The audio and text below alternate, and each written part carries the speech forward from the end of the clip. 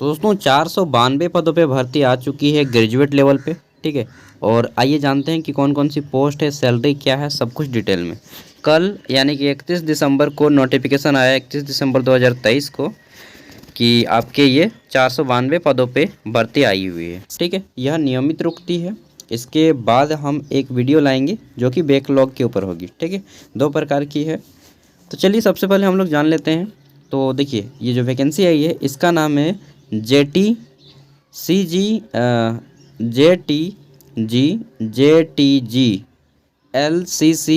ठीक है, 2023। अब देखते हैं। तो सबसे पहले एक एक पॉइंट के ऊपर बात करेंगे। ये जो भर्ती निकल के आई है झारखंड सरकार JSSC के थ्रू निकाली गई है, ठीक है। 1 नंबर पॉइंट आगे देख लेते हैं। तो यहाँ पे आपको फॉर्म फीस सेम चीज़ लगेगा 2 नंबर में कि 100 रुपये लगेंगे जनरल OBC को, ST SC को 50 रुपये, ठीक है।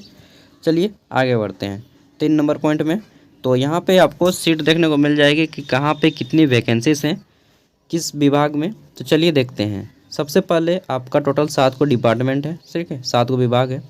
पहला है सहायक अनुसंधान पदाधिकारी एवं समकक्ष, जो कि ग्रुप B लेवल का जॉब है, ठीक है। यहाँ पे 8 पोस्ट हैं। आप लोग जिस भी कैटेगरी से हैं आप लोग अपना पोस्ट देख लीजिएगा, ठीक है। चलिए आगे बात करते हैं। तो फिर है आपका पौधा संरक्षण निरीक्षण एवं समकक्ष। तो ये जो अभी है ये भी आपका ग्रुप B की है, इसमें 26 गो पोस्ट है, ठीक है। आगे बढ़ते हैं। तो नेक्स्ट है आपका अनुमंडल उद्यान, जो अनुमंडल में उद्यान होता है, ठीक है, अनुमंडल उद्यान पदाधिकारी एवं समकक्ष। तो इसमें आपके 14 को पोस्ट है। आगे देख लेते हैं। तो चौथी नंबर की जो हमारी पोस्ट है यह है सांख्यिकी सहायक। सांख्यिकी सहायक की पोस्ट, इसमें 28 को पोस्ट है, ठीक है। ये भी आपके ग्रुप B की पोस्ट है। फिर है कृषि प्रखंड कृषि पदाधिकारी, और ये अच्छा पोस्ट है यार, और इसमें सबसे ज़्यादा सीटें हैं, 308 सीटें हैं, ठीक है। और देख लीजिए 308, यह भी आपका ग्रुप B की पोस्ट है। नेक्स्ट हम लोग बात कर लेते हैं। तो सब ऑफिसर ग्रेड की पोस्ट आई है, 28 को पोस्ट है आपका निरीक्षक विविध माप विज्ञान, ठीक है। तो इसमें आपकी 26 को पोस्ट हैं। आगे देख लेते हैं। तो फिर हम लोग बात करेंगे। तो यहाँ पे है भूतात्विक विश्लेषक, इसमें आपके 30 को पोस्ट है। यह भी आपका ग्रुप B की पोस्ट है। पोस्ट नंबर 8, यह 9 को डिपार्टमेंट है, सॉरी मैंने आपको 7 डिपार्टमेंट बोला।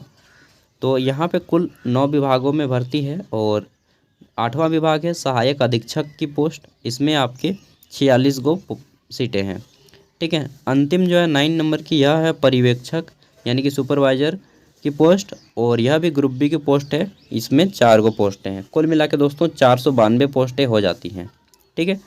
अब देख लेते हैं। तो इसके लिए क्वालिफिकेशन क्या चाहिए। कुल 9 प्रकार की पोस्टों के लिए अलग अलग क्वालिफिकेशन रखा गया है, ठीक है। प्रथम 3 के लिए, प्रथम 3 यानी कि सहायक अनुसंधान पदाधिकारी, पौधा संरक्षण निरीक्षक और प्रखंड कृषि पदाधिकारी, इन सब के लिए बोला गया है कि आप जो हैं क्या होने चाहिए। तो किसी भी मान्यता प्राप्त विश्वविद्यालय से कृषि विज्ञान की में आप जो है डिग्री हासिल किए होने चाहिए, एग्रीकल्चर साइंस में, ठीक है।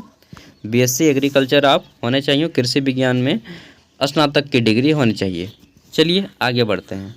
तो जो पोस्ट नंबर 4 है इसके लिए बोला गया है अनुमंडल उद्यान पदाधिकारी।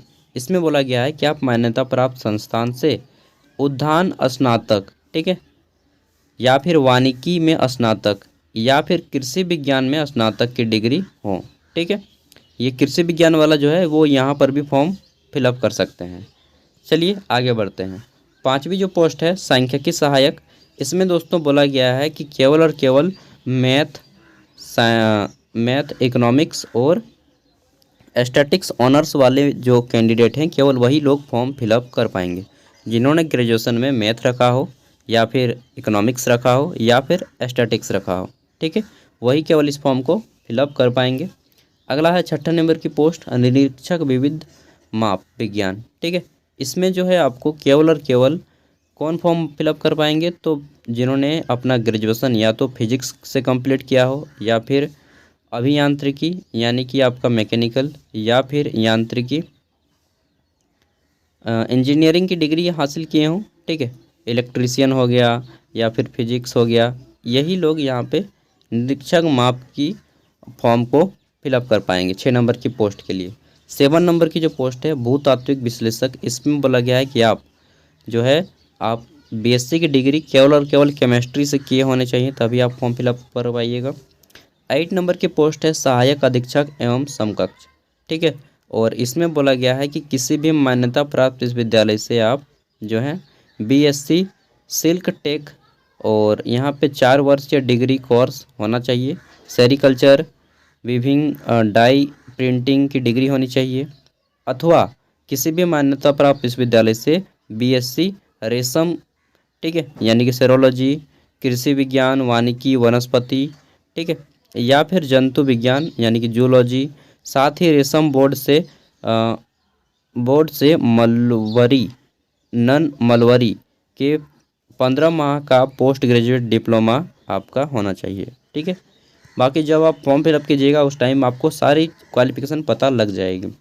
चलिए आगे बढ़ते हैं। तो बोला गया है कि पर्यवेक्षक एवं समकक्ष, तो इसमें बोला गया है कि सुपरवाइजर में आप सिंपली क्या हो, तो हस्तशिल्प आर्किटेक्ट में जो है आप ग्रेजुएट होने चाहिए या फिर डिप्लोमा, ठीक है। हस्तशिल्प में आप जो है ग्रेजुएट होने चाहिए या फिर डिप्लोमा। तो आप बोलिएगा कि भाई जनरल जो आदमी ग्रेजुएशन करता है, हिस्ट्री, पॉलिटिकल, हिंदी, इंग्लिश, इन सब का तो एको को सीट नहीं दिया है। जी हाँ, एको को सीट नहीं दिया है, लेकिन गलत क्या है यार, मेरे ख्याल से यहाँ पे सांख्यिकी सहायक में इनको सीट देना चाहिए, ठीक है। और निरीक्षक विविध माप इसमें नहीं, लेकिन प्रखंड कृषि पदाधिकारी इन सब में थोड़ा थोड़ा सीट देना चाहिए इन लोगों को। अनुमंडल और वदान पदाधिकारी मालूम नहीं अब, ठीक है, वो सोच रहे हैं कि पूरा एक्सपर्ट आदमी लेंगे। बाकी आप जो भी हो, हम लोग तो डिसाइड नहीं कर सकते हैं। पे मैट्रिक्स देखिए, तो यहाँ पे आपको 35,000 से 400 से लेकर के 1,12,400 के बीच में सैलरी दिया जाएगा, ठीक है। अब आगे बात कर लेते हैं। तो यहाँ पे फॉर्म वगैरह फिलअप, अब तो मैक्सिमम लोग वीडियो को स्किप कर चुके होंगे क्योंकि यहाँ पे आपका क्वालिफिकेशन मैच ही नहीं करता होगा, ठीक है।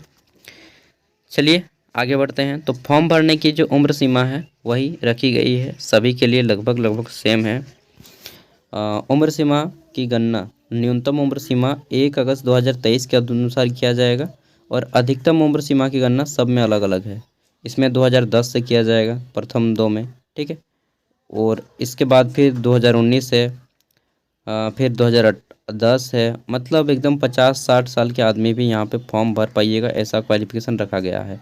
कम से कम 21 साल होनी चाहिए आपकी उम्र न्यूनतम, ठीक है। और अधिक से अधिक बात करें तो अधिकतम उम्र सीमा यहाँ पे 35 साल रखा गया है। अब जिसका 2010 से जुड़ा रहा है उसका तो 50 साल तक वो फॉर्म भरेगा ठीक है। तो यहाँ पे उम्र की कमी नहीं है भाई, उम्र पूरा दिया जा रहा है, इसके ऊपर तो कोई मतलब कम देना चाहिए। इतना एज का आदमी लीजिएगा आप, तो आदमी थोड़ी ले रहे हैं आप, तो बूढ़ा आदमी को ले रहे हैं, यंग कहाँ से ले रहे हैं आप ही, ठीक है। पात्रता तो देख लीजिए, परीक्षा में बैठने की अनुमति पूर्णतः औपबौद्धिक होगी। परीक्षा के लिए प्रवेश पत्र निर्गत होना प्रमाणित नहीं करता। अरे भाई ये सब जानता है यार। आगे बात कर लेते हैं। अब फॉर्म भरने की हम लोग डायरेक्टली बात करेंगे, ठीक है। और आवासीय प्रमाण पत्र फॉर्म भरने के टाइम नहीं लगता है, तो ज्वाइनिंग के टाइम में लगता है, लेकिन आप लोग बनाने दे दीजिए जिनका नया अभी नहीं बना है, ठीक है। चलिए आगे बढ़ते हैं। तो यहाँ पे फॉर्म भरने की डेट हम लोग जानेंगे, ऑनलाइन आवेदन भरने के महत्वपूर्ण तिथियाँ, ठीक है, और दिवस। चलिए देखते हैं। तो देखिए यहाँ पे फॉर्म भरने की, सबमिट करने की सब कुछ आपका ऑनलाइन ही होगा। और उसके बाद एग्ज़ाम क्या डेट वगैरह है। तो आवेदन प्रक्रिया पूर्ण करने की विभिन्न तिथियां, सबसे पहले बोला गया है कि फॉर्म भरने की जो डेट है आपका 16 जनवरी से स्टार्ट होगा और 15 फरवरी तक लास्ट रहेगा, ठीक है। परीक्षा शुल्क भुगतान करने के लिए आप 17 फरवरी तक फॉर्म का फीस जमा कर सकते हैं। फ़ोटो साइन अपलोड करना होगा, ठीक है। फिर एक दिन बाद होता है, मतलब 3 दिन तो आपका फॉर्म भरने में ही लगा देता है JSSC, ठीक है। अगर आपने फॉर्म भरा होगा तो पता चला होगा इसका।